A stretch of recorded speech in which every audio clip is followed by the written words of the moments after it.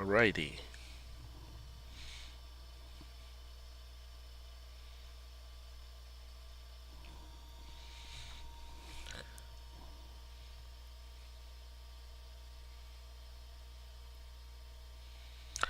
Sometimes I use shrimps.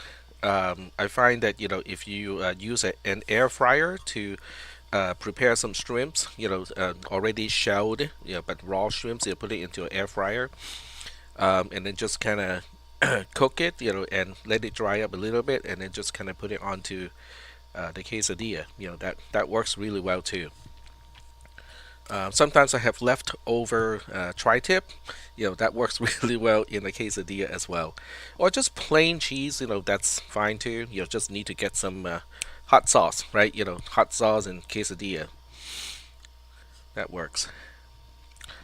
All right, so the sharing on both sides should be on. I just looked at my YouTube, it's already running, and it should also be running on the Discord side, although we are not having nearly enough people, right? I mean, we're looking at, let's see, let me just do a quick count here. Maybe 10 people on Discord.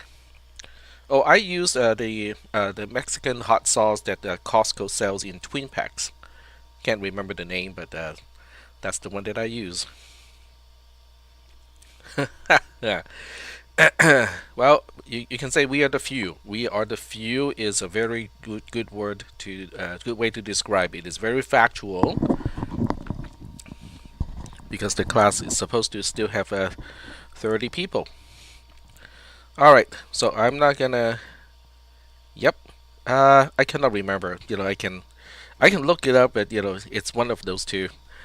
It's the one that has a little bit of vinegar in it. So it's a little bit sour. Yeah, but it's also spicy, just a little bit spicy at the same time. All right. Um, yes, YouTube watchers have rights too. Yep, that's right. All right, so I am going to get started here, and my mic is still saturating a little bit, so I'm gonna decrease the volume a little bit. Sometimes I change the mic position and it changes the pickup a little bit, just enough to saturate the channel. So I think it should be good now. All right. So as I kind of explained, on last Thursday, this one was I forgot to change this one to utilize um, online GDB.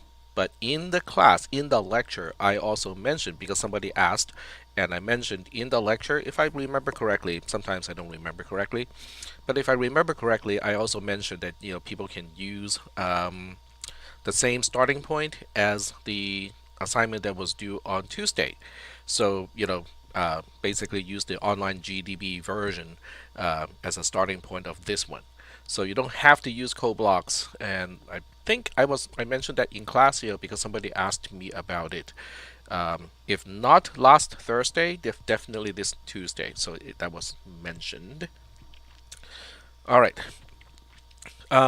So do you guys want me to go over the solution of the positive exponent assignment, or you guys are thinking, okay, we are good with that. Let's just move on and continue our topic with edgy flip-flops, because that was kind of where I wanted to get to, but didn't quite get to on Tuesday.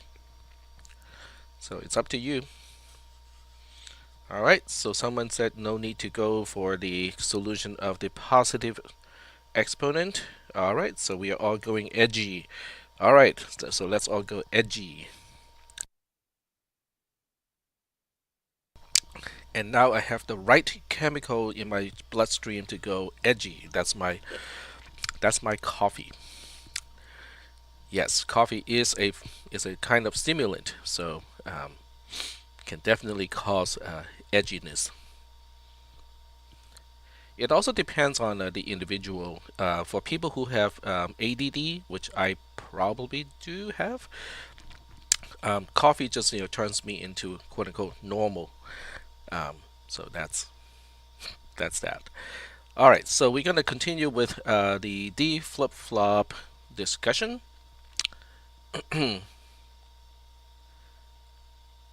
And I hope you guys find the tutoring session helpful, with Jonathan being the beacon tutor. Um, he is resourceful, okay, so he can probably um, kind of tell people, how to study for this class as well. So we had a interesting discussion in the questions channel, and I posted the question of, am I confusing? Is my writing and the lectures confusing, or is it just that it takes a little bit of effort in order to dig through all that stuff? So that was the question. There was no right answer, obviously. If it had a right answer, I wouldn't be asking that question. So I was actually curious to find out, how people, what people think of it, right? So that's all good. All right, so now we're getting to edge-sensitive D flip-flop, because we were pretty much done with level-sensitive D flip-flop, or just D flip-flop itself. All right. So once again, we look at the text description, and I'm hoping most people are getting comfortable with how this is mapping to an actual circuit design. So do we have any questions about how the text representation of a circuit, how it works basically? How does it specify an actual circuit? So are there any questions about this part? And I think that's a really important question too. Maybe not as much in this class, but as for people who are transitioning to a 4-year university, understanding the text representation of something that is otherwise more intuitive in a graphical form is important. It's just like we don't program in flowcharts, right? Because flowcharts, as intuitive as they are, has a lot of problems. You cannot specify code with any kind of density when you have a graphical representation. And then the other thing that's also really, really bad about flowcharts, yes, I know I'm digressing, is that flowcharts does not encourage structured programming. Yeah, I mean the conditional statement, you can go from here to here and then go everywhere, and you can merge the execution path anywhere as well. So if anything can encourage the use of spaghetti code, it's flowcharting. So right here, we are looking at the text representation, and I do not see any questions about the text representation or how it translates into the diagram that we see in Logisim. So if there are no questions, I'm just going to go ahead and construct it. So let me see if I still have a Logisim window. Yep, I do. Okay, very good. Alright, so here is Logisim. I was trying to make a new assignment, or not an assignment, but a new lab activity. But then I got distracted and didn't quite get to finish what I wanted to finish. So I was only able to finish a little bit of it. So I can still give you guys that one little bit of it. It won't take much time after the lecture today. Okay, so I can use a new file, but I might as well just use this as an opportunity so that you guys can get the edge-sensitive D flip-flop design when you're doing tonight's homework assignment. Well, maybe I'll think about it. All right. All right. So let's go ahead and construct the circuitry here. The first thing I usually do is I start with the components, and then I worry about the connectivity later on. So if you look at the kind of input pins we have one that is called clock, one is called data. So we have two input pins, and I usually get my input pins from the toolbar instead of coming from this particular pane here. Because they are slightly different. These are by default, having 3-state turned off, which is good. Okay, and that's why I use these. And then for output pin, we only got one this time, which is Q. Let me take a look at this. Oh, okay, everything is still good. All right, so this time we have two NAND gates. One is a 2-input NAND gate, one is a 3-input NAND gate. So we get to gates and go to NAND, and okay, that would okay. I'll just make some changes here. So one has 2 inputs, and both will be the narrow format. And then I just use a duplicate to make a new one, and I make the other one having 3 input pins. So this one has 3 inputs, there, like that. And I should probably also name the components. So one input pin is called CLK for clock. The other one is named data.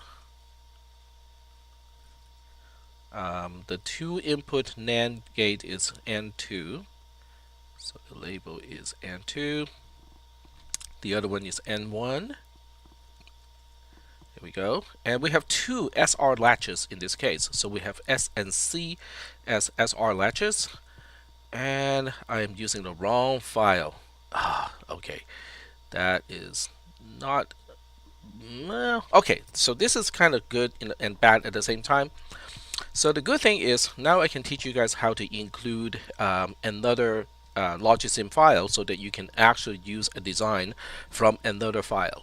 So you can go to project and then you say add a load library, and then we go to Logisim library, and then we just have to navigate to the folder where that is located, and I do not remember where I put it. Alright, so that is embarrassing because I cannot remember where I put that file.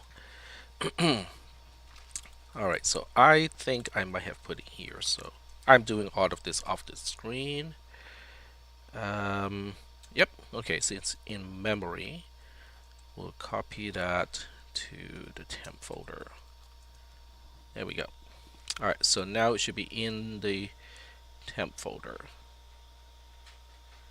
So this technique is actually quite useful because this way you can actually construct your components in their own individual file. It really helps to organize your circuitry. But then you can also, kind of make them available to be used by other circuitry.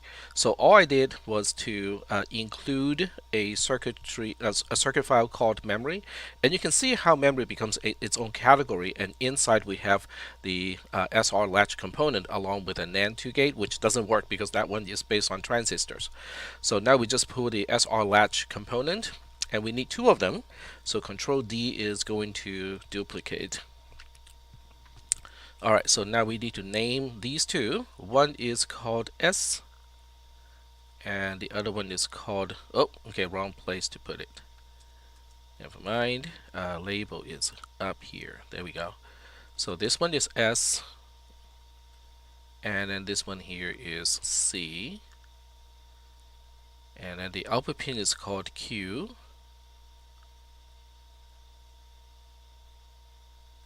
There we go.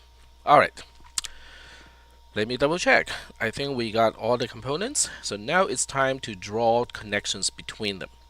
So add node. So this explains what is the concept of a node. A node is an electrical connection between ports or pins of different components. Data as an input pin has one single pin, which is basically the connection point of the input pin. And an N2 being a 2-input NAND 2 gate has an array of input pins because there are 2 input pins.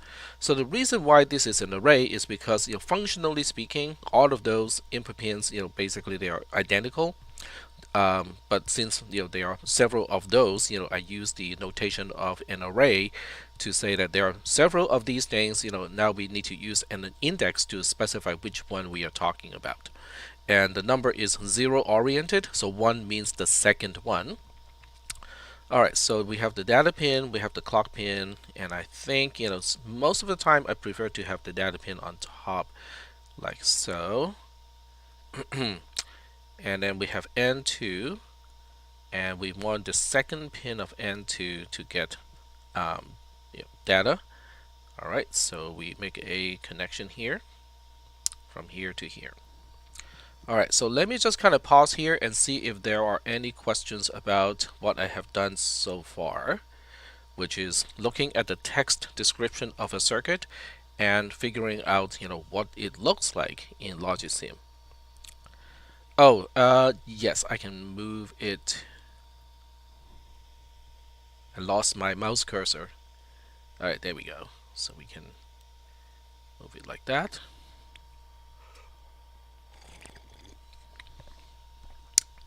Alright. Alright, so I'm going to do the same thing that I did on Tuesday, which is I am going to peel this off the screen so you won't see that anymore. So I encourage all of you to open this on your own computer. So this way, you know, when you have one screen looking at what I'm doing on my screen, you can have the other screen open to the description of the circuit itself. So this way you can track both, right? You can track what I'm doing in Logisim, and at the same time track what circuit I'm trying to create based on the text description in your browser. So are we ready to move on? Because it might take some people a little bit of time to click on that link and position the window correctly. All right, we're ready? Okay, excellent. So we're done with the first line. The second line is a little more complex because we have clock as an input pin. We want that to connect to the R pin of the Ssr latch and also the second or the middle input of N1. So, so we want it to be connected to the middle one of this NAND gate. And also at the same time, we want it to connect to R of the this I forgot to name this one. This is supposed to be C. Alright, there we go. And this is S. And let me see what would be the best way to do it. Okay, I really don't know how this is going to turn out because I cannot remember what it's supposed to look like. So I am following the instructions right now in real time because I can't remember what it's supposed to look like. Alright, so S is top, R is the bottom one, and we want to connect to R, which is the bottom one. So we just take a branch out of this, hook it up to the R input pin of the Ssr latch that we call S, and that completes the second line. So now we move on to the third line, the third add node. Okay, so if you have your browser open on the side, we are now working on the third one. So we want to connect n2.out. Okay, so n2.out is right here. This is the output of n2. We want to connect it to n1.in2, okay, which is all the way down here. So things will look a little bit ugly. All right, so that's okay. As long as it is clear, how things are connected, they can look a little ugly, and it's not gonna affect the actual function of the device. Alright, so there we go. And what else is it connecting to? It's also connecting to S.S, which is this pin over here. Alright, so we're gonna hook it up like that to the same node. That takes care of the third line. So is everybody understanding what I mean by a node when we are creating a circuit in Logisim? I just want to make sure that the concepts are understood.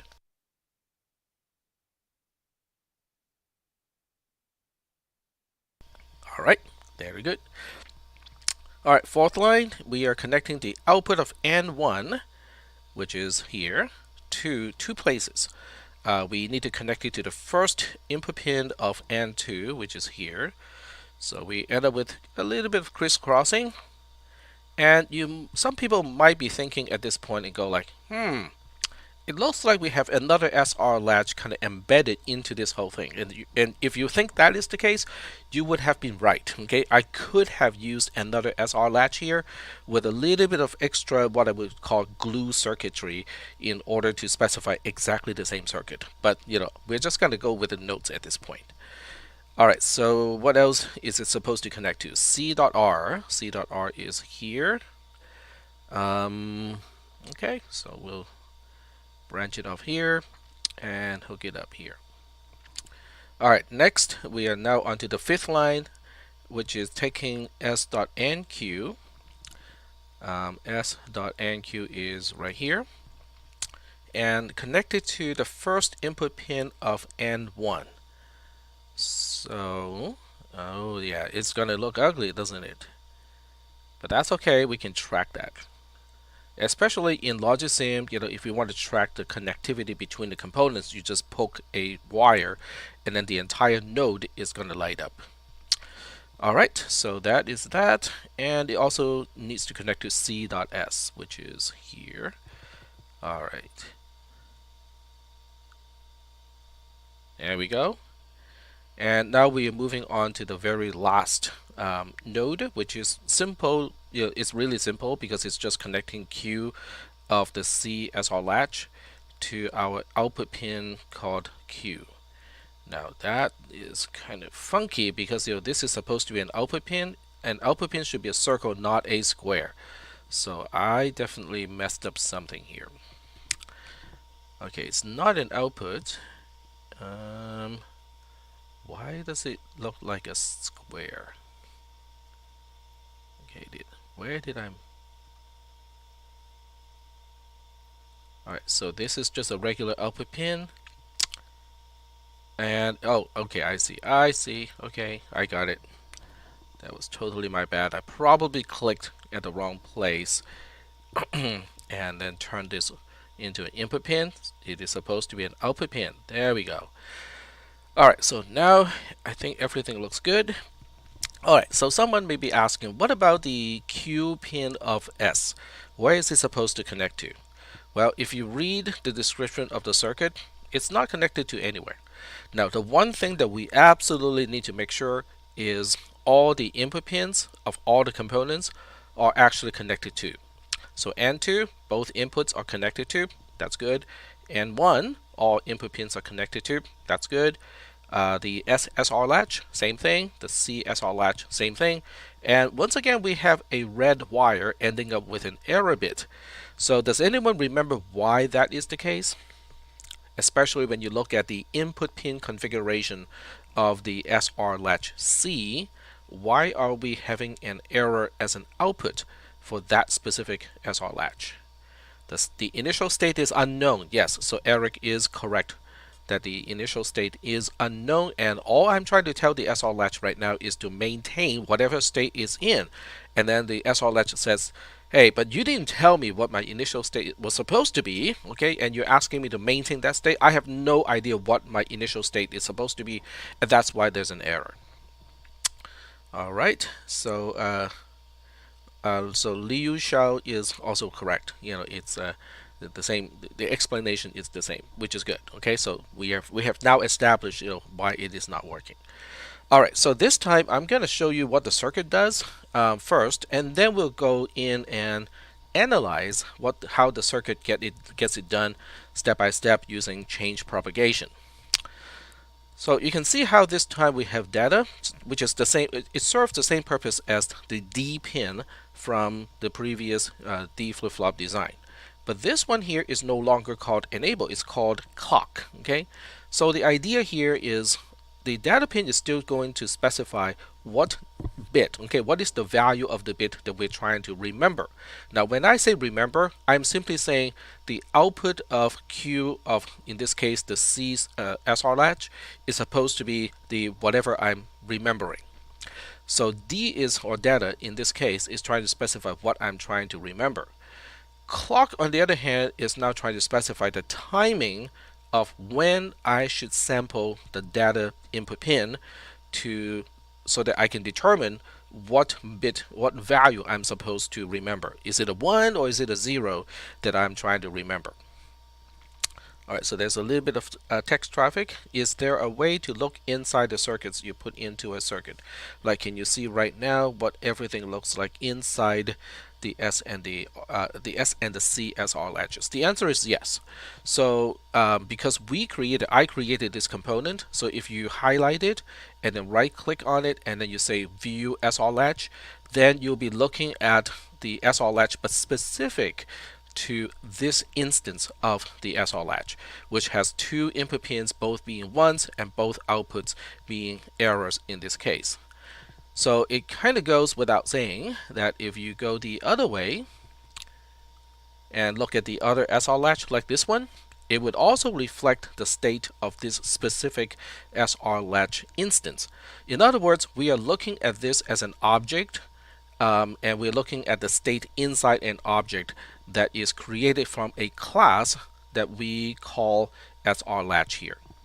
So there's a certain mapping between the concepts that we use in Logisim and the concepts that you might have learned in your other programming classes. But I believe this kind of concept like classes versus objects is introduced in CISP310, which some of you may not have taken. Alrighty, so are we doing okay so far? Okay, as far as just explaining how to examine the state of the components that can be broken down into smaller ones, and also, okay, all right, so everything is good. Excellent. So now what I'm going to do is really just to show you what the circuit does, and then we'll go back in and analyze how it gets it done. So right now, I'm specifying, okay, 0 is the value that I want you to remember, but the timing of sampling the data pin in order to find out what value the circuit is supposed to remember is on the rising edge of the clock. Now, rising edge is a technical term. All it is trying to say is the very moment when the clock pin goes from 0 to 1. That is called a rising edge.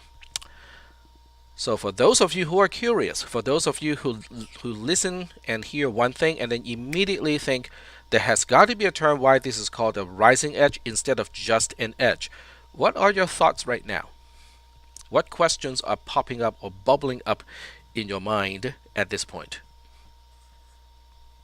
And I'm going to wait for your answer because I really want to encourage you guys to think like this. Okay, there's a reason why this is called a rising edge. A falling edge, very good. So Eric is mentioning that there has got to be another kind of edge called a falling edge, rising versus falling, right? So yes, there's another type of edge called a falling edge. So can you guys also kind of guess what a falling edge means in this case? Even though it doesn't apply in this circuit, what does it mean when we say a falling edge?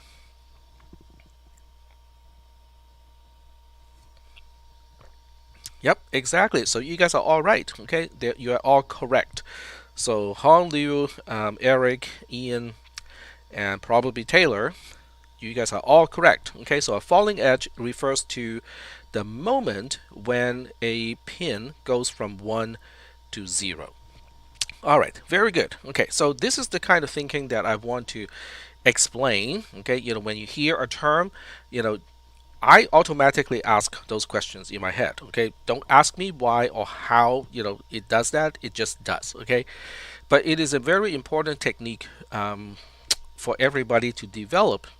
When you're going into computer science or any STEM field, is really just kind of train your mind to ask those questions. Why is this called blah blah blah? Okay, there's got to be a reason why it's called this. All right. Is this similar to a PWM controller, a pulse width modulation controller? The answer is no. A pulse width modulation controller does rely on rising edges and falling edges, but it relies on the proportion of on time versus off time to specify a non-binary value. Okay, so you can specify a value from say 0 to 511 by controlling the on versus off time of a wave. So I'm not going to get too much into PWM or pulse width modulation in this class, but it's a very useful concept, especially if you want to get into motion control and getting into all kinds of analog control, but using digital circuit. PWM is going to be super duper helpful in those applications. Well, right now we're not looking at any changes yet. Okay, so just hold on 1 second in, and we're going to demonstrate that. So right now the Csr Latch is saying, hey, you did not initialize. You didn't tell me what to remember. Okay, so I'm just going to tell you error. Okay. So what I want to do is to change the state of the clock pin, because now I'm going to cause a rising edge right away.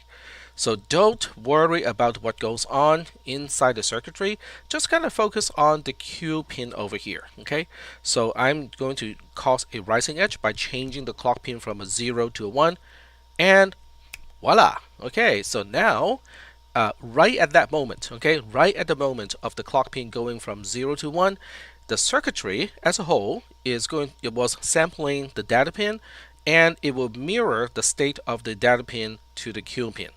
Now, how it gets the job done, we'll take a look at that in just a moment, okay? But I do want to show you that if you flip the data pin right now, it doesn't do a single thing, right? It just doesn't do anything.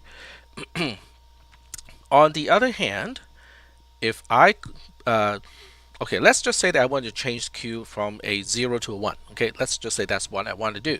So I can now prepare the data pin and say, okay, the next value, okay, the next time I update the value of this circuitry, I want it to be a 1. Okay, so you can do it ahead of time. But you can see how it's not changing the Q pin right away, unlike the D flip-flop circuitry that we looked at on Tuesday, because that one is level sensitive. As long as the enable pin is a 1, it will mirror the state of the data pin or the D pin to the Q pin, as long as the EN pin is a 1. This one is edge sensitive, which means it is only controlling the timing. You have a very short instance of time when the data pin is mirrored to the Q pin. So now I can switch the clock pin from a 1 back to a 0, causing a falling edge. But since this circuitry is not set up to be sensitive to a falling edge, it doesn't care. Okay, so you can see how, I mean, a bunch of wires change colors, but it doesn't change the output. Now if I click on the clock pin again, so it goes from 0 to 1, then the output pin Q is going to change to 1. Okay, so observe, bling, just like that. Alright, so I just want to see if you guys have any questions about this short demonstration before we get into the really the changes, how we propagate the changes and so on. But I do want to kind of make sure that you guys understand what the circuitry is doing right now at this point. Just overall, without knowing the details, just overall what the data pin is doing, what the clock pin is doing, and what the Q pin is doing.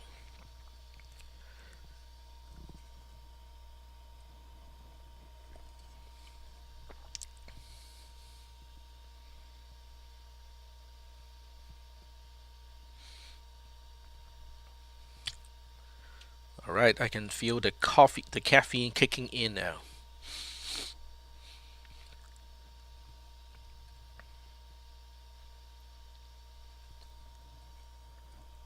Alright, so Taylor asked, so if the data pin was initially set to 1, and I set clock to 1, then Q would be 1 as well. Yes, that would be the case.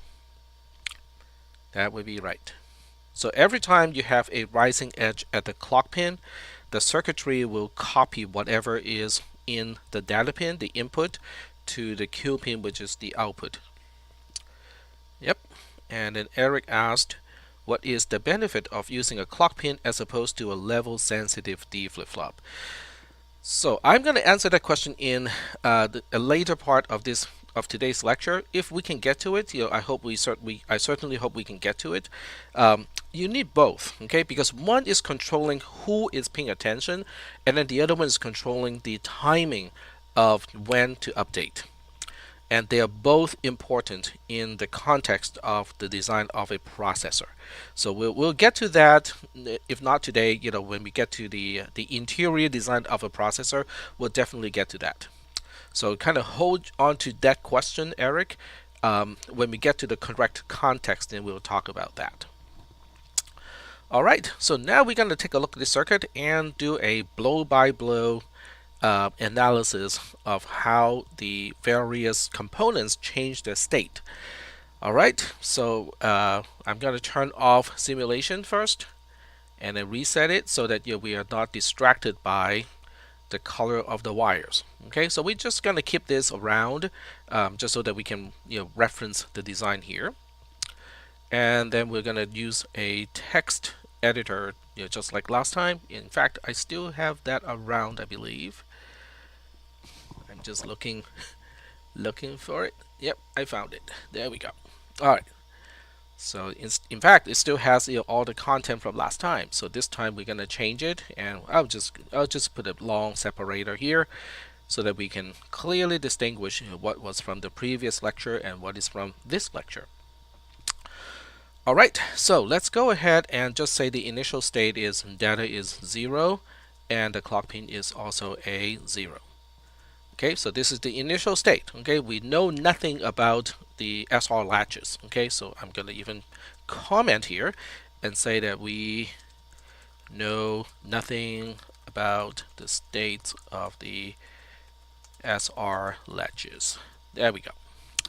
All right, so what do we do next? Okay, so the first step is always looking at the node connectivity. In other words, what things are electrically connected? Because of that will tell us where what components are immediately impacted or affected by these input pins. So from the circuitry, we can. Oops, that's okay. I finished my quesadilla. My plate just dropped.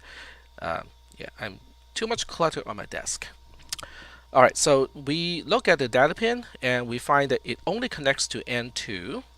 So now we say N2 dot in bracket 1 equals to data dot pin, and that turns out to be 0.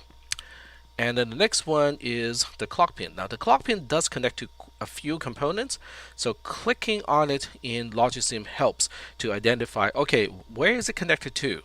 So now we specify that N1 dot in bracket 1 equals to clock dot pin, and that is also a 0. And there's one more component that connects to it, which is the Ssr latch. So now we specify S dot R equals to clock dot pin equals to 0. So what this is doing is helping us to identify where should we go to analyze the behavior of components, because right now this has nothing to do with the behavior of a component or any component. It really just has to do with the connectivity between the components. So if once you get to the point where we are now at this point, then you basically have to say after one propagational delay, because it takes time for a component to respond to any changes or specification of its inputs. So after one propagational delay, obviously we're making a bold assumption that all components will take only one propagational delay. Well, I mean, for what we're doing at this point, it's no big deal. Okay, we just have to say that, okay, it takes a little bit of time for these components to respond to the input states. So what we know at this point is we need to track these three components, because all three components listed here, they at least one of their input pins got changed or specified by this particular cycle. All right, so we'll start with N2. So we look at N2 and we say, can we say anything about the output of N2? And that's based on what we know about the input of N2. And then Vincent said, isn't the data pin in N2.in2? Nope, that's because it's 0 oriented. We count from 0. Yes, I know I'm not consistent, because this should have been called N0 and this should have been called N1. But as far as the input pins are concerned, they are definitely 0 oriented. Yeah, that's kind of my bad, not being consistent. Oh no, you're just getting confused, because sometimes I use 0 oriented numbering and other times I use 1 oriented numbering. All right.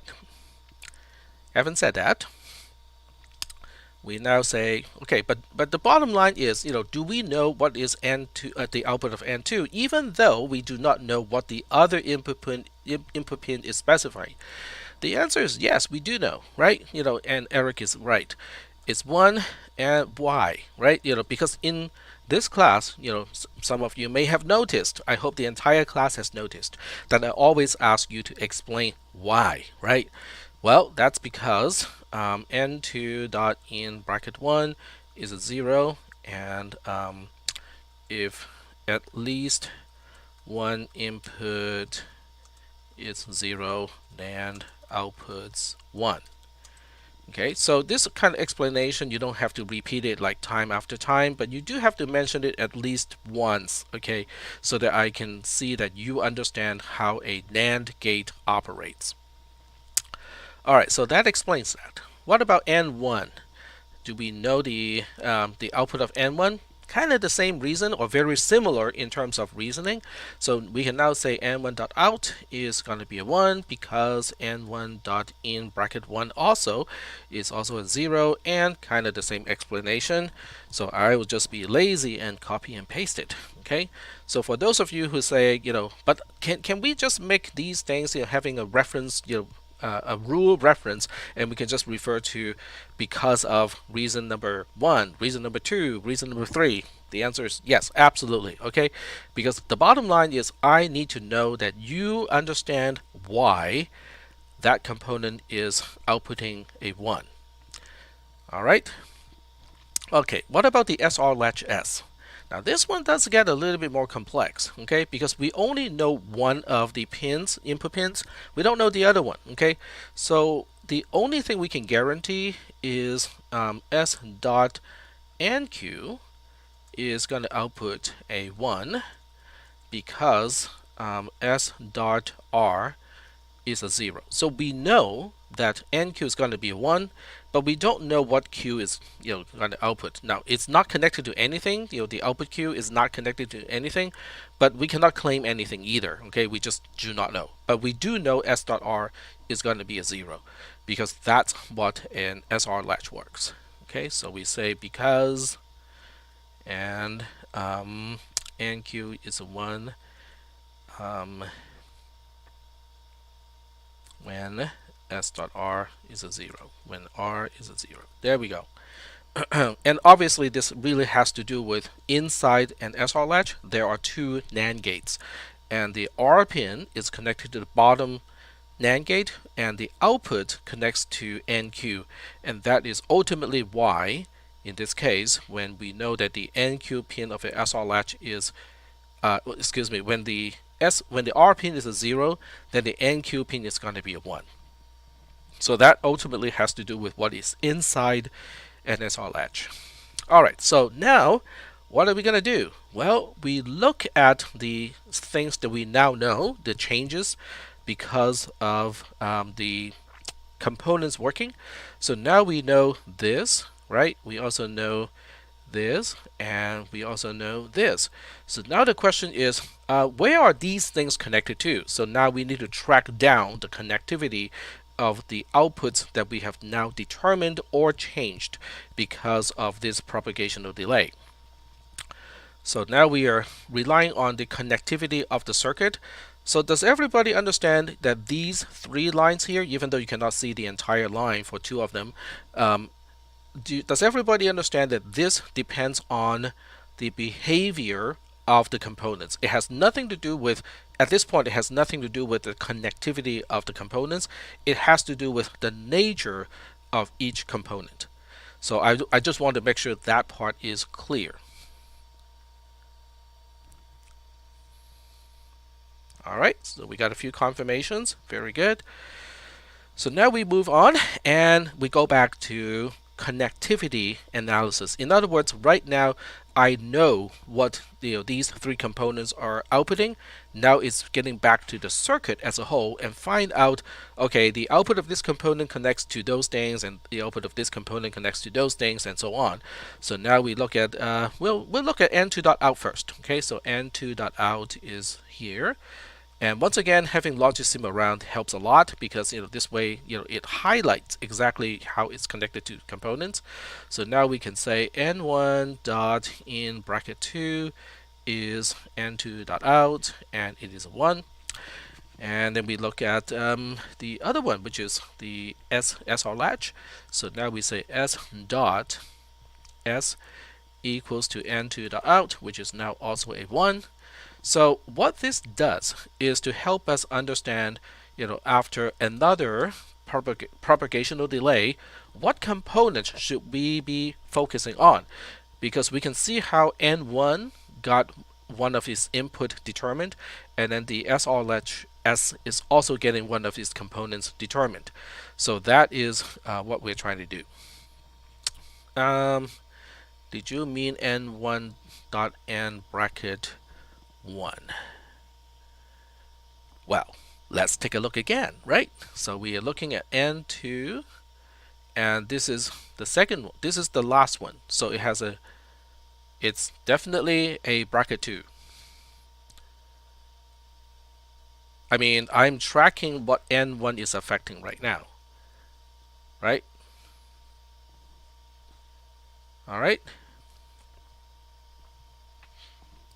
Yeah, so you count, right? This is 0, this is 1, and this is 2. Yeah, it does have 3 inputs. All right, so, but that's not the only thing, right? Because we have just analyzed what N2.out is connected to. Now we have to look at what N1.out is connected to. So before we can go for another propagational delay, we now have to go like, okay, but wait, there are more components potentially changed, or at least more pins potentially changed. So now we have to do that next analysis and track down what n1.out is connected to. So we click on this, and then we say, oh, okay, now it goes back to N2 and also the Csr Latch.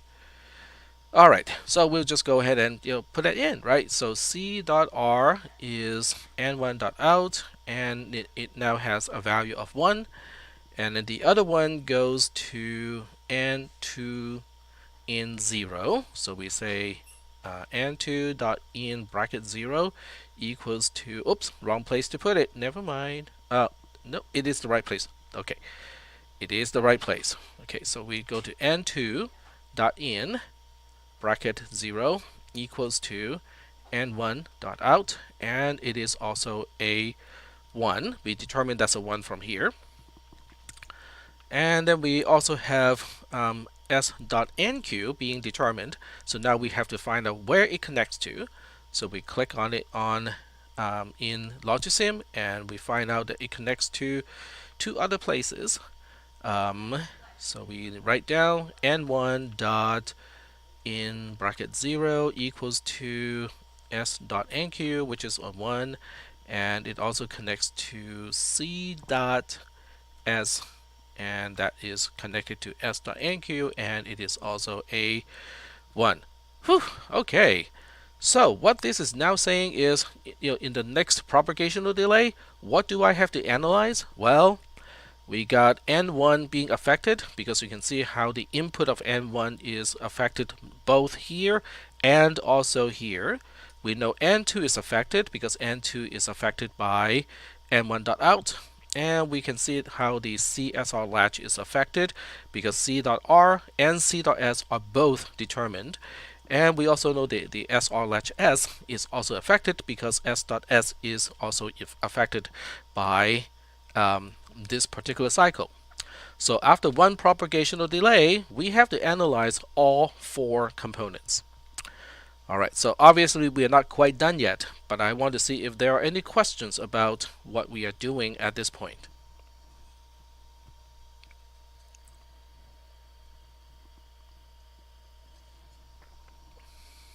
All good? Okay.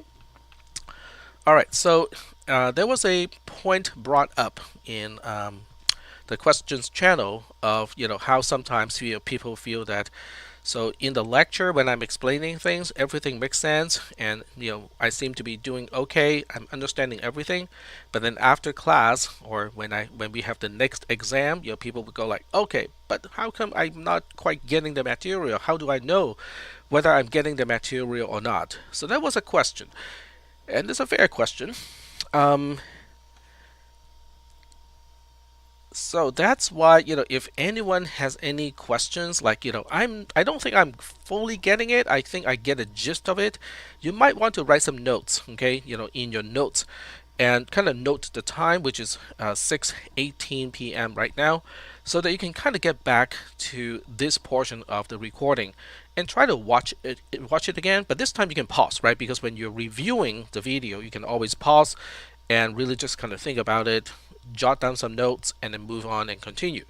So that's really important. I think it's really important to kind of note any internal sensors going off that says, wait, I'm not fully getting all of this stuff here. I think I'm getting most of it, but not all of it. So jot down the time when you have that sensation.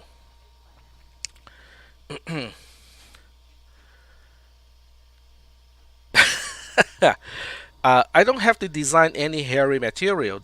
I just have to reuse the same material here, and all you have to do is to really kind of go through different scenarios. Um, so I will give you some ideas of how to self-check, okay, whether you're getting the ideas, getting the concepts or not. One thing I'd like to confirm is whether we determine the outputs of S and C using a table. Yes, you can use a table. I believe that table is already in the module.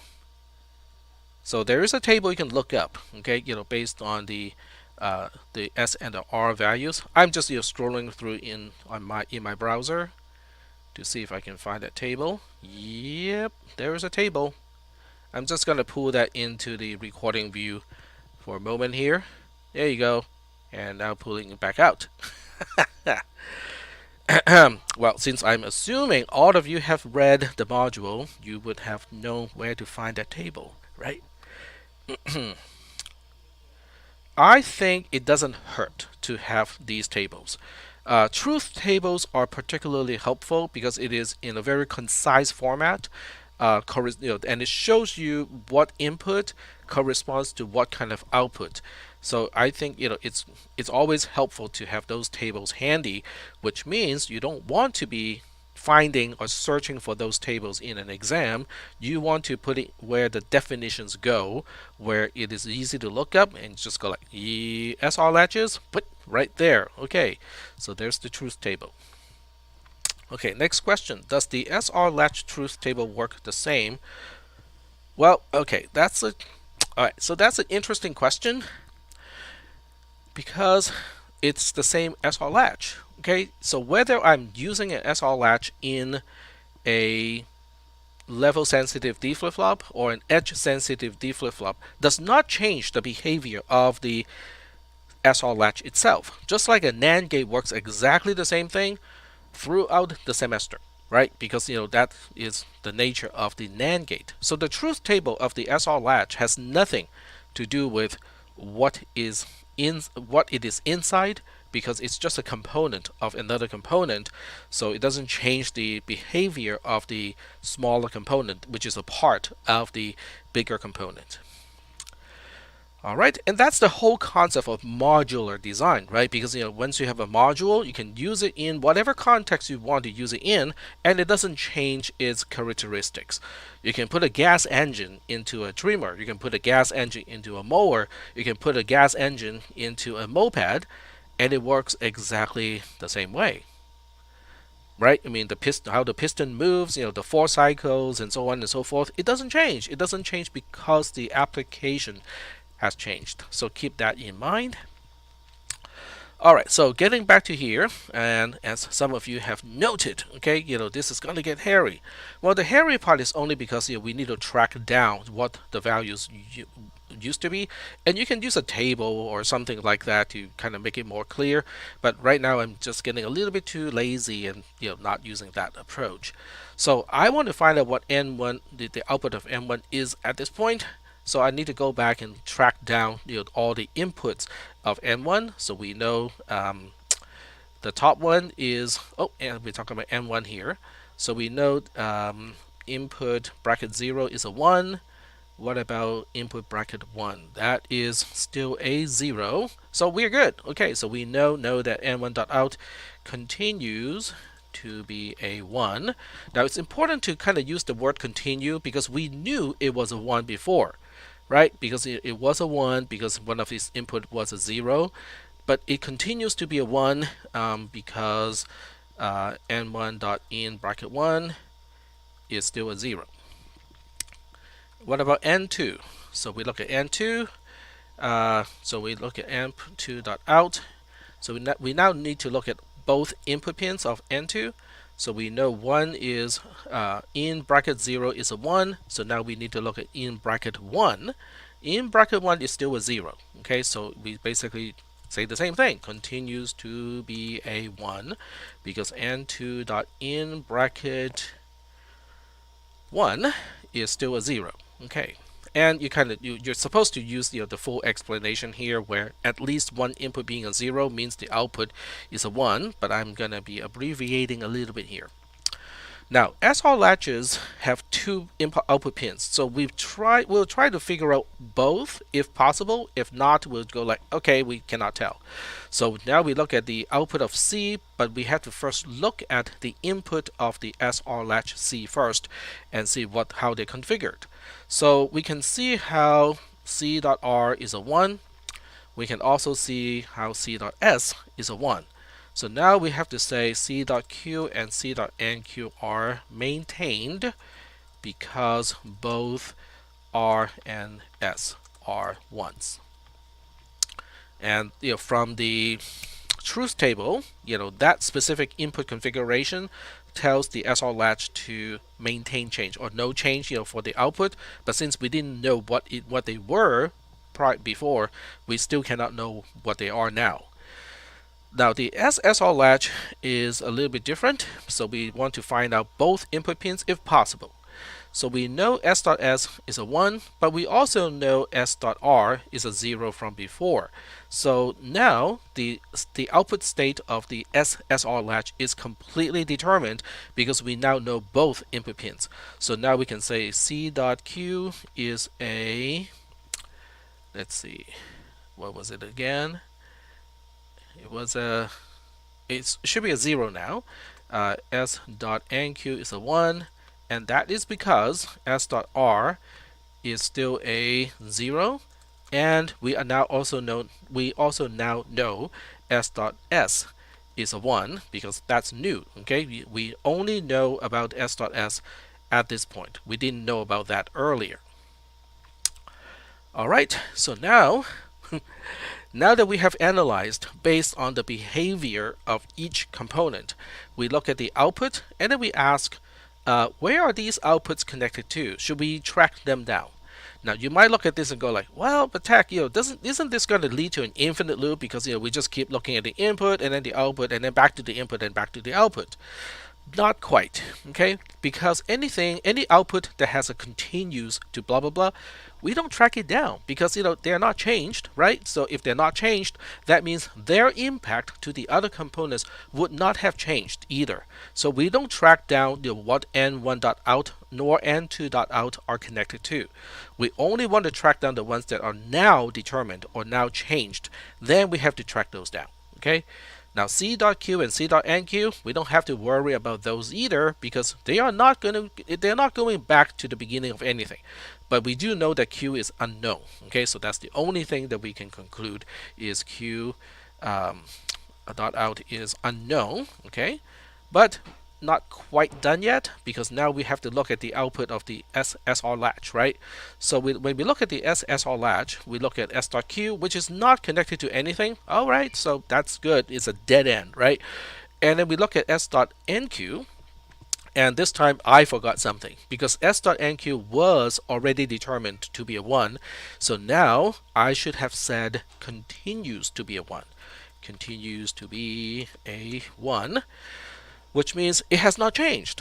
And once again, if an output pin was previously determined to be something and the current state, even though we now know more about the input pins, but if it doesn't change the output pin and it continues to be outputting what it used to output, then we say, okay, we don't need to track that anymore because it's not going to affect anything else, and cause any additional changes. So we now can stop this particular analysis. Phew. All right. So I'm gonna take a little pause here and see if you guys have any questions about this process. Now I do have to admit, the way I track all of this stuff here is not necessarily the best because the best way to do it is really just to look at use a table, okay, use a row where it lists every single input and every single output, and then you just kind of change those things as needed. So this way you basically carry the entire state of all the components all the time, and it's easier to kind of track down, okay, what is the input here, what is the output there, and so on. So but that's just a presentation kind of thing. But in terms of concept, I want to see if you guys have any questions. propagation, not propositional. They're propagational delay. So propagational delay is the amount of time that a component takes from the time the input changes to the time the output changes according to the input. So there's always a delay there. Do we need to explain why s.q is a 0? Yep, there is an explanation. That's because we now know that s.s is a 1. Without knowing s.s is a 1, just knowing s.r is a 0 cannot determine that s.q is a 0. So we need to so this, what I have highlighted, is the explanation of why s.q is a 0. You can also look it up from the table, right? Because the table that I kind of flashed in front of you earlier, like now, also has that row, right? Whoop, take it out. Did you guys find out which row I'm talking about? Okay, one more time. Here. And gone. Yep. Okay. Excellent. All right, so if there are no questions, then we can move on and talk about how about that rising edge, right? Because the rising edge is the interesting part. That really is kind of like, okay, how does that work? Why does the rising edge thing work? We'll do it later. But thank you for reminding me, Taylor. In fact, I'm going to set my timer for an unknown amount of time. Yep.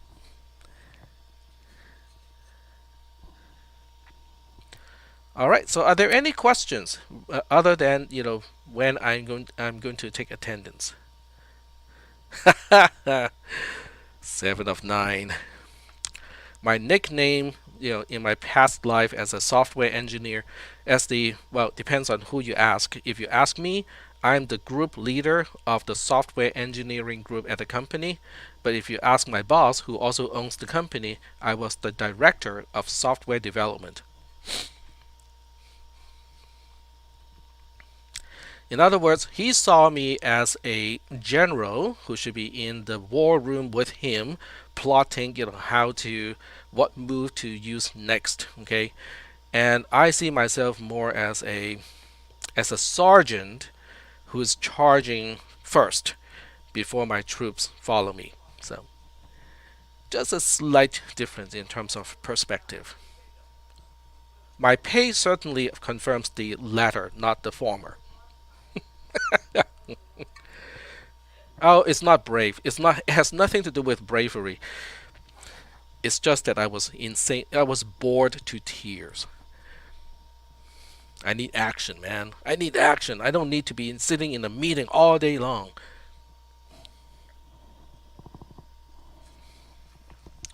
Yeah, give me that oscilloscope and that soldering station over there. Let's get some stuff working. All right. All right, doesn't look like there are any questions. So now we move on to the magical step. Okay, so we'll go ahead and basically I will first state what is changed first. So what we're going to change first is clock becomes 1. Okay, that is the only change. We maintain the data pin as a 0 and all the components maintain their current state at this point. So that means it is probably a good idea to kind of show what all the components are doing right now. I did mention putting everything on a roll, and that turns out to be not such a great idea because there's way too much stuff to put on the roll. So I'm gonna have to use several lines to indicate what those things are. So I'll try my best to make it easy to understand. Okay, so as far as N1 as a component is concerned, we want to look at these various things or properties of N1. So we have N bracket 0 in bracket 1, in bracket 2, and the output pin. Okay, so I'm really just going back in time and try to recapture everything that I have already determined. So we're looking at what, N1. So N1 dot bracket 1 is a 0, bracket 0 is a 1, and bracket 2 is also a 1. So we got that is a 1, that is a 0, that is a 1, and then the output is a 1. So I'm going to do the same thing with all of the other components. So N2 has 2 inputs only. So that's 1, and that's the other one, and also has an output. So now I'm going back to try to find out what happened to the other pins. So in 0 is a 1, and then in 1 is a in 0 is a 1, in 1 is a 0. Okay, there we go. So in 1 is a 0, in 0 is a 1, and the out is 1. There we go. And we have the Csr latch. So with an Ssr latch, you got 2 input pins and 2 output pins. In first input pin is S, and then we got R, and then we have Q and NQ as output pins. Alright, so let's go back. Alright, so both input pins are 1s. Okay, there we go. And as a result, before we know anything about the output pins, both outputs are also unknown. And then for the Ssr latch, kind of the same thing. And as you can see, this is really just another way, which is a nicer way to kind of help us remember, what the inputs are and what the outputs are for each individual component. So for for the Ssr latch S, we actually also know everything. I'm just looking at this line over here. So we know S.S is a 1, S.R is a 0, and as a result of that, Q is a 0 and NQ is a 1. Okay, so that completes the whole picture. And I'm just looking at... Alright, I'm going to take myself out from the video because I kind of need that area as well. And I lost my cursor. Where's my cursor?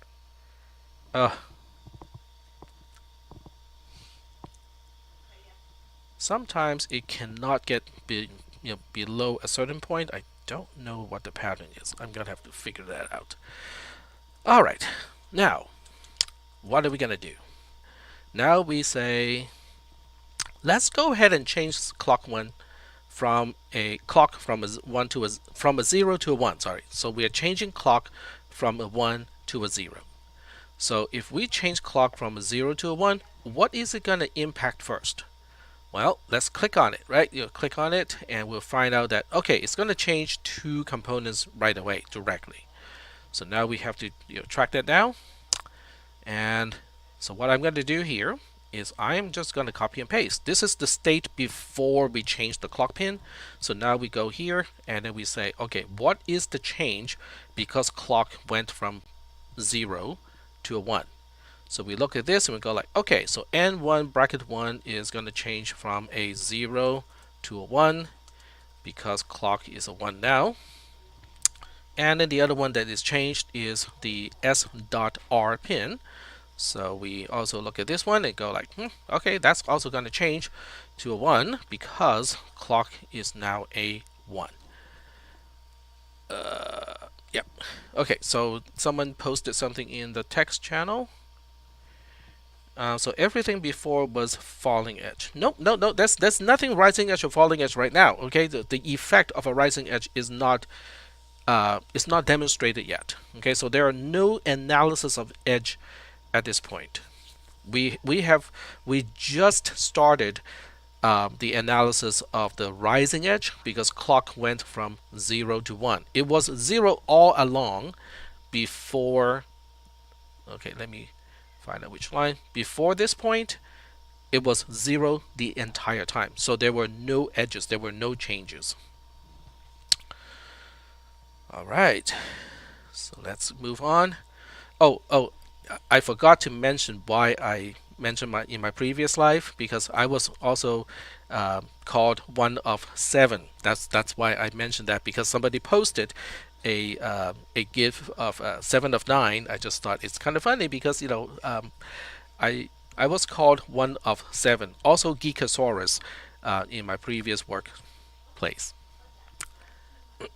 Yes, I took it as a compliment. Yes, absolutely. All right, so now what are we going to do? So we look at this and go like, okay, so N1 and S are the two components that got at least one of its input pins changed. So as a result, we should probably analyze these two components. But after a propagational delay, because after the input of a component is changed, we kind of have to wait a little bit before the output is changed accordingly. So after A1 propagational delay, we now have to say, okay, what is the new state of everything, right? So once again, just being lazy here, copy and paste, because most of them have not changed, but I do have to note which two I really have to analyze again.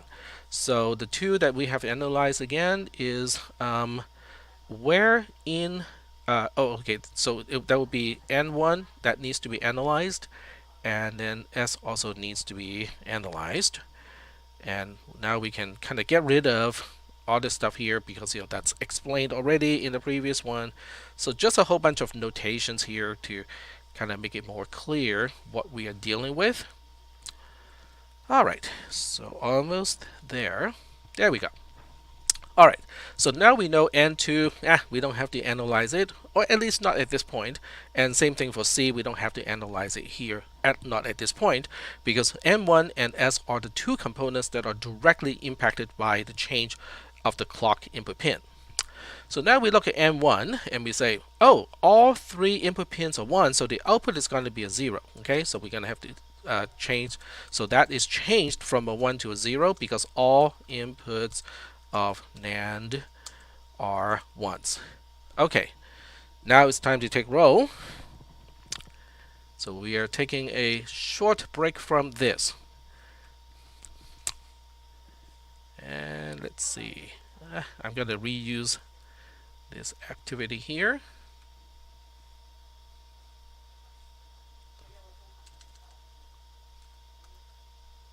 And today is 1-0, I believe. Yep. And then go to the questions.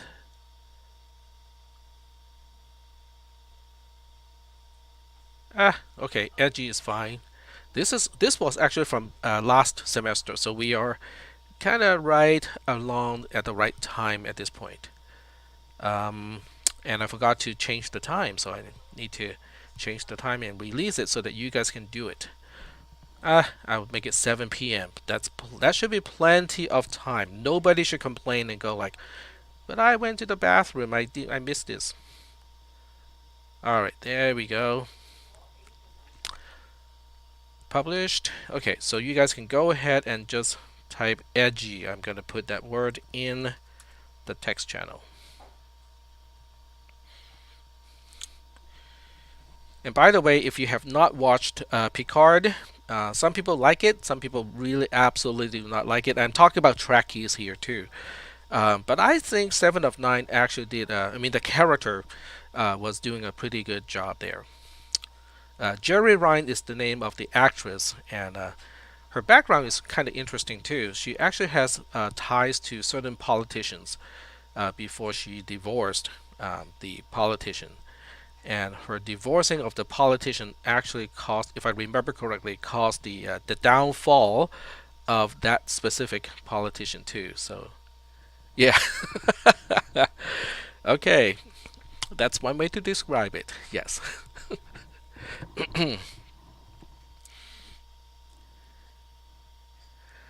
All right, so getting back to our analysis.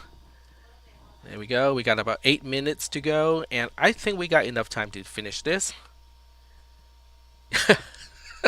Yeah, rejection.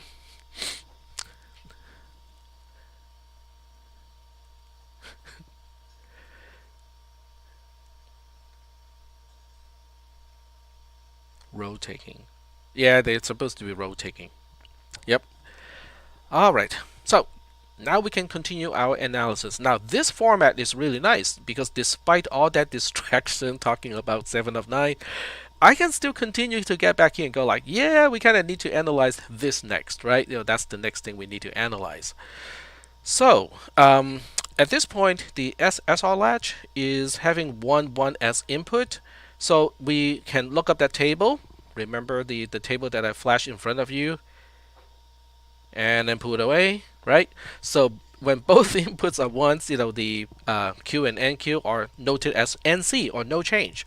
So no change it is, okay? So that means, at this point, we just say it continues to be a 0, continues to be a 0, and NQ also continues to be a 1 because both inputs are ones. So, for the sake of time, I'm not going to type everything. So no changes here, and we do have one change over here. Okay, so now we have to look at this and say, okay, but where is this going, right? Where's n1.out going? So now we kind of have to I would recommend you guys to kind of separate these two steps. The changes due to the nature of the components is one step, and then the propagation of those changes because of the connectivity of the components in the circuit is another step. So I'm going to put this as another step here. Okay, due to connectivity. So now we look at this and we ask, what's going to happen next? All right, so now we have to look at n1.out and find out where it connects to. So we can see n1.out is right here, and it connects to, once again, a few places. So now we have to, where's my cursor? There we go. So now we have to note which three things we have to, two things. N2 needs to be analyzed because one of these input is changed. And which one is it? It is the first one. So this one is changed to a 0. And we also know that the Csr latch can be potentially affected because at least one of its input connects to the pin, which is n1.out, that got changed. So in this case, it turns out to be C.R. So now we also note that R goes from 1 down to 0. And now we say after one propagational delay, so now once again, we just copy and paste, and then we just make some edits, okay? So that makes it a little bit easier to follow. All right, so no need to mention this anymore because we know it is a 0. And no need to explain it because we're well past that point. Now we look at N2. N2 have both outputs, have both inputs being zeros. So the output is just continuing to be a 1. Okay, out continues to be a 1, which means the output of N2 is not going to trigger us to to follow any more components, because even though N2.out does connect to a few things, well, I mean they have been seeing a 1 all this time, right? So there's no need to track those anymore. Now we look at C. Now C is interesting. The Ssr Latch C is interesting because now we can see that, oh, now we know both input pins and they're not both ones. So once again, if we refer to the truth table, okay, so I'm gonna flash it in front of you again.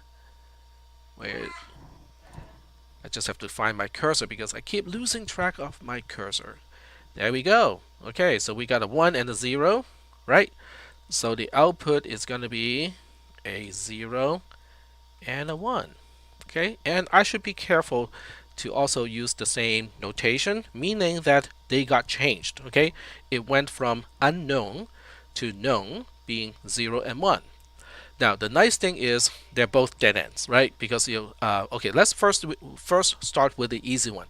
NQ doesn't even go anywhere. Okay, there's no wire connected to NQ, but the other one, Q, is just connected to an output pin, which for the most part is just a way for us to say, oh, okay, the output of this circuit is now determined to be blah. Okay, so okay, so it's not causing us to analyze any further. But if you want to do that, you can say this. Okay, due to circuit connectivity,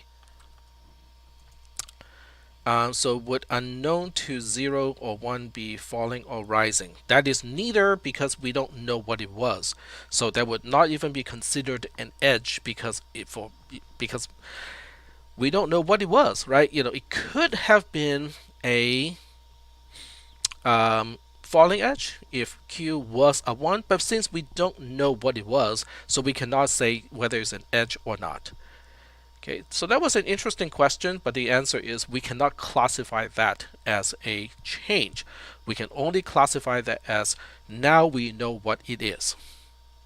Yep, okay, very good.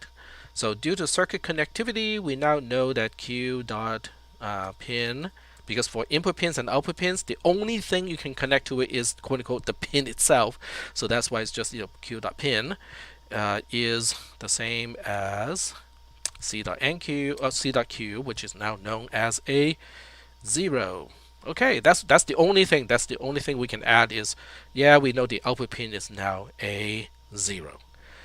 Phew. Okay, so just in time. We got about 20 seconds, before the class actually runs out of time, and now we are done with 2 cycles. Okay, the initial state, both input pins being zeros. And then now that we changed the clock pin from a 0 to 1, causing a rising edge, we also caused the circuit to copy the state of the data pin onto the output Q pin. Yep.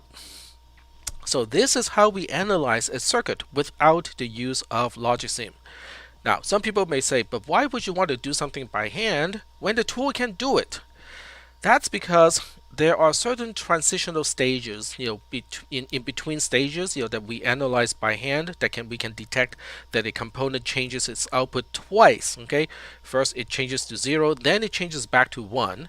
That cannot be seen when you look at how it performs in Logisim. That's one reason.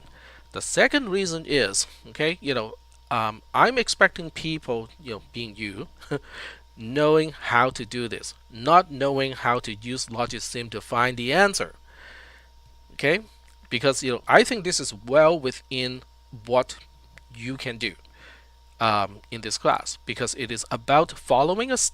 These are fairly well-known steps, right? You just look at the state of all the inputs, and then use those states to try to determine the output of each component. And if the output of one component is changed, then you follow the connectivity of that output pin and find out what other components are changed as a result of that. So the logic of doing this is not beyond what you guys can do. And I know this is tedious. I know there's a lot of stuff to track. But doing this just for a few steps, okay, really helps to demonstrate to me that you understand how each component works, and also how they work together when you have a circuit that has multiple components. So that is kind of what the second exam typically has, is this kind of analysis. What I can do is to refine the steps, how things are represented. But as far as the actual mechanism is concerned, what we have done today is illustrating it. Alright, so if we turn simulation back on, would we be able to find all of these values and changes again using the poke tool? In certain cases, yes. I would say in the majority of cases, the answer is yes. But in some cases, it would not be able to tell you some intermediate steps where the state of one input switches and then switches back to another value. Logisim would not be able to tell you that. Nor can Logisim explain, right? Logisim just says, this is a NAND gate. If the input is like this, the output is going to be that. But it's not going to say, this is a NAND gate. If at least one input is a 0, the output is going to be that, and so on. Yep, there you go.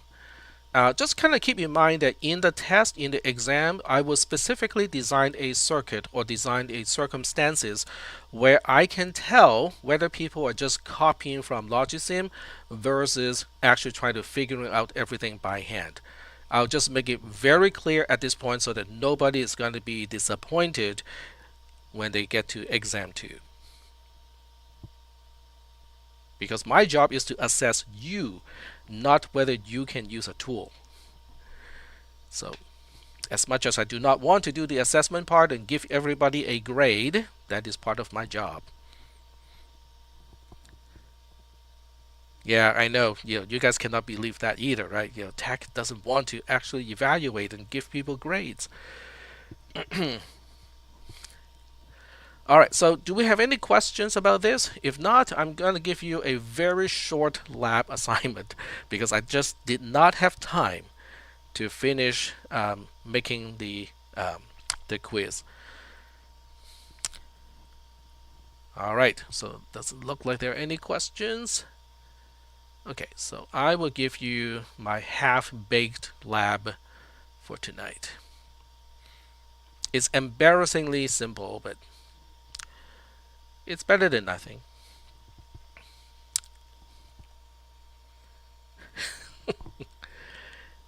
Yeah, I think I like Picard as a character in TNG compared to the new series Picard. And I thought Picard as a series was done, and now here comes season 2. It's like, what? How can there be a season 2? This should have been done already. So I haven't watched it yet. Okay, this is the lab. You guys cannot see it yet. Just give me a second to move it to the right place. So I'm gonna put it right here, which is right below the topic that we are talking about here. And I'm gonna go in and give it just configure a few things. All right. So here we go. It is graded. I'll give you allow multiple attempts, keep the highest score, and the correct answer, sure, I can show it at 9:50 p.m. And I'm gonna give it a pass key. Passcode. Yeah, access code, that's it. That's the term. And we'll just call it edgy, put it into the text channel, edgy. Yeah, I like Q. Of all the characters, I think Q is one of the best in TNG.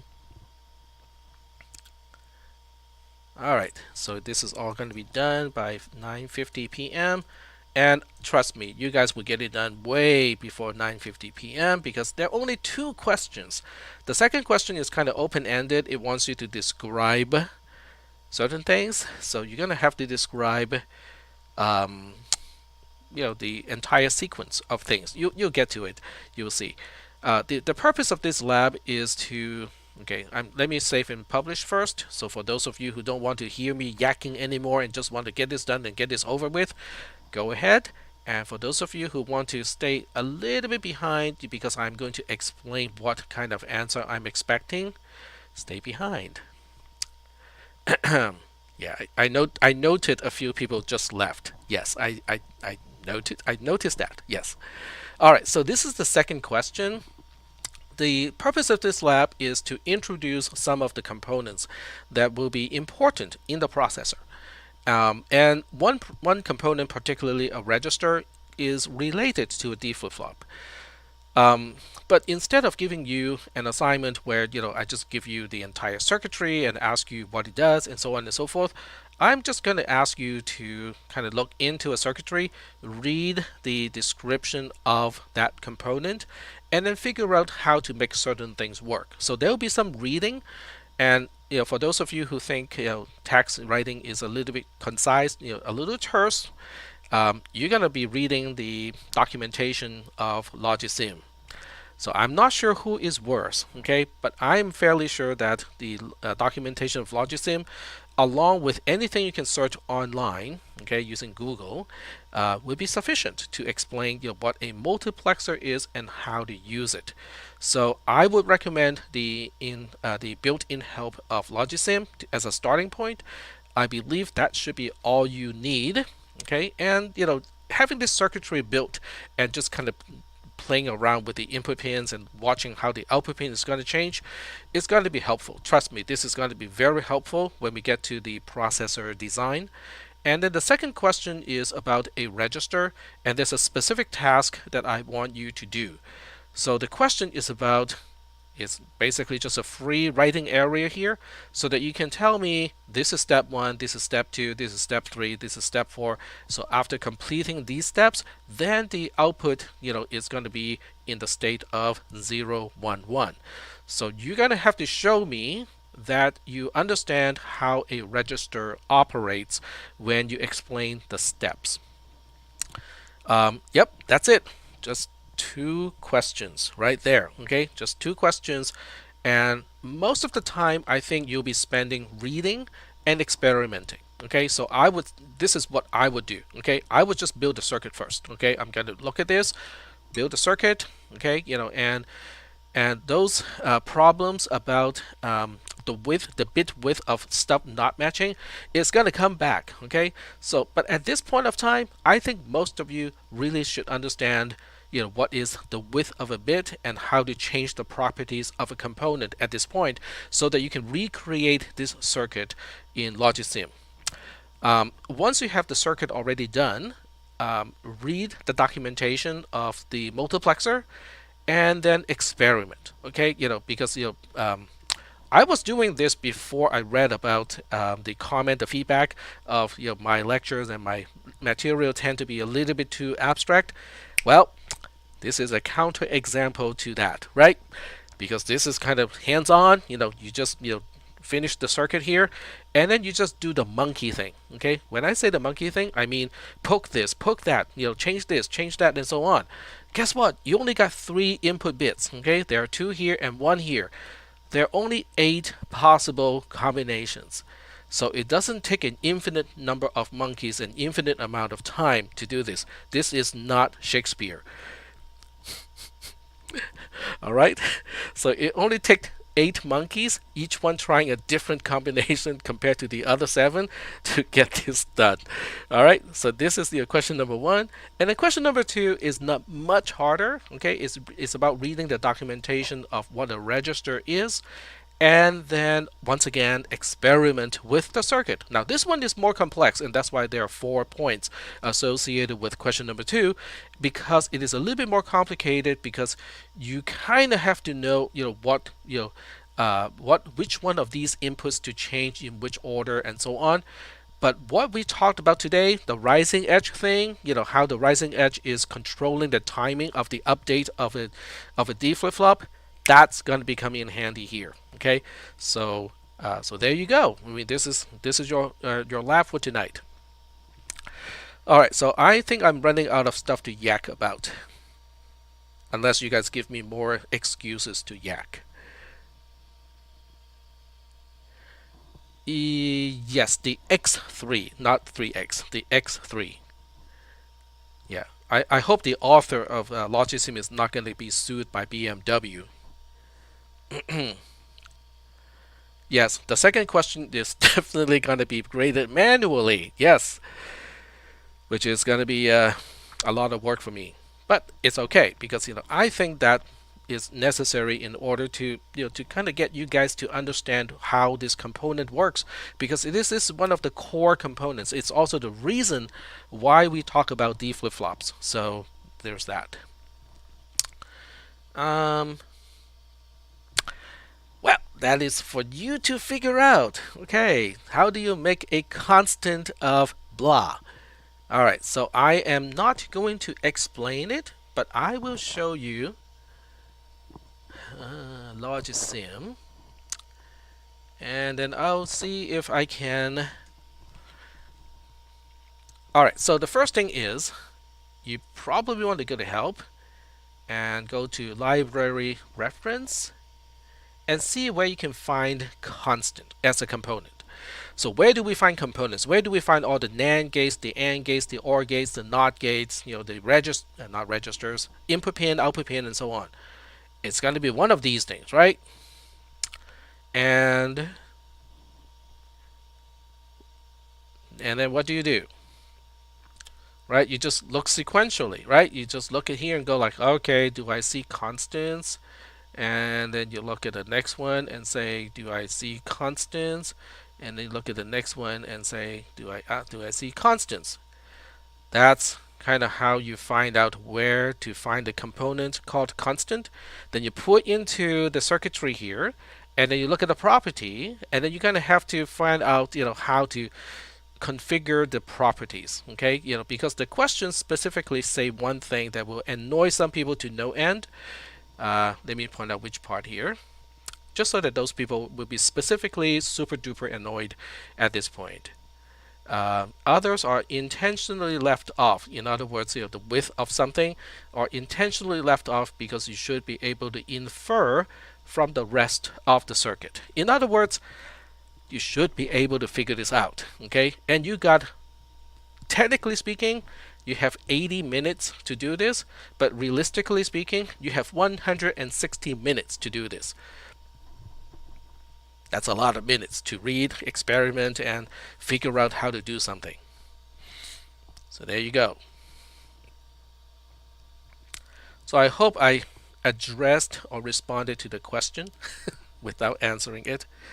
Good job, Connor. I was just teasing. I was yanking your chain.